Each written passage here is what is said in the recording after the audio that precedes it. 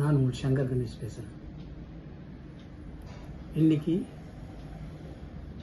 நம்ம விஜய் அவர்கள் தவறிட்டார். விஜயன்றவர் விஜயகாந்த் அவர்கள் ஒரு சிறந்த மனிதர், மனித நேயமுள்ளவர், ஒரு நல்ல தலைவர், மக்களை உபசரித்து போகிறவர். தான் சாப்பிடும்போது பக்கத்தில் யாராவது தட்டில் ஏதாவது குறைஞ்சா கூட முதல்ல அவங்கள வெய்யுங்கன்னு சொல்லிட்டு அதுக்கப்புறம் அவர் சாப்பிடுவார். அதே மாதிரி வீட்டுக்கு போனால் கூட சரி, யார் வந்தாலும் சரி அவர் பக்கத்தில் உட்கார வச்சு சாப்பிட வச்சு அழகு பார்ப்பார். அப்படிப்பட்ட ஒரு நல்ல மனிதர் இன்னைக்கு நம்மளை விட்டு போயிட்டார். அவர் படத்துக்கெல்லாம் நான் மியூசிக் பண்ணியிருக்கேன். அது எனக்கு ஒரு பெருமை இல்லையா? சிவப்பு மல்லி, சட்டம் ஒரு இருட்டரு, சாட்சி, இந்த மாதிரி நிறைய படத்துக்கு நான் மியூசிக் பண்ணியிருக்கிறேன். சட்டம் ஒரு இருட்டறையில் அவரோடு சேர்ந்து நடிச்சும் இருக்கிறேன்.